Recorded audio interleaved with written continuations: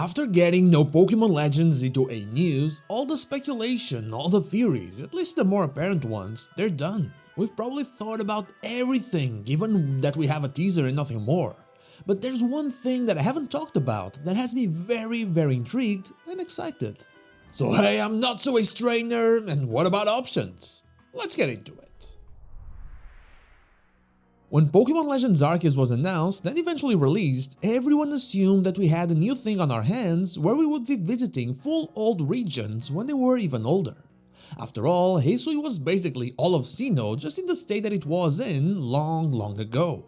And so, everyone assumed that the same would happen for any other game that came after it. We had as many Legends possibilities as we had regions. It was simple. Pokémon Legends Kyurem would show you all of old Unova, and Pokémon Legends Celebi would show you all of old Johto, and so on and so forth. By the way, we could even have a Pokémon Legends U if you liked and subscribed. However, things do not appear to be as linear as we once thought. When referring to the possibility of a Legends game happening in the Kalos region, we always talked about it as Pokémon Legends Zygarde or even Pokémon Legends Kalos, as we knew from Legends Arceus that we would be seeing the full region being explored. Right now, we know that there's no Pokémon Legends Kalos or Pokémon Legends Zygarde. We have Pokémon Legends ZA, a game that yes, happens in Kalos, but not in all of Kalos. It's a game that focuses solely on the city of Lumiose. This is very interesting, as while we're missing out on a lot of things that we wished we could see in the Pokémon Legends Kalos game, we're also completely in the dark about what's going to be happening. In the past, there were theories about the role of Anistar City or the role of Geozench Town in the possible Legends Kalos, but they're not really gonna have one. We're probably not even gonna see them. And this, to me, is actually the most interesting takeaway from the little we have in the Pokémon Legends ZA trailer or teaser. While up until now we were limiting ourselves to a whole region for a story, we now have an infinite amount of possibilities. For example, we mostly agreed that every Kalos Pokémon will be showing up in Legends ZA, just like every Sinnoh Pokémon showed up in Pokémon Legends Arceus. But we're inside Lumiose City. I've made a video about how a lot of the surrounding routes might be spilling into Lumiose, giving us some different biomes, kinda like in the Blueberry Academy, but there are parts of Kalos with Kalosian Pokémon showing up there that are pretty far away. We have also theorized that all mythical Pokémon and legendary Pokémon from Kalos would be showing up, but they might not be. I could see Yveltal and Xerneas, of course, they are connected to Zygarde and Mega Evolution, but besides Diancie, no other mythical Pokémon has anything to do with this. We've always looked at Volcanion as the Pokémon that would be connected to the power plant, but the power plant area is not in Lumiose City. And Hoopa, well, the rings are perfect for the space-time distortions, but Hoopa has nothing to do with Mega Evolution. In fact, I think Hoopa has enough weight to have a Legends game dedicated solely to itself. Another awesome thing about this is that it removes completely the need for a Legends game to have the whole region.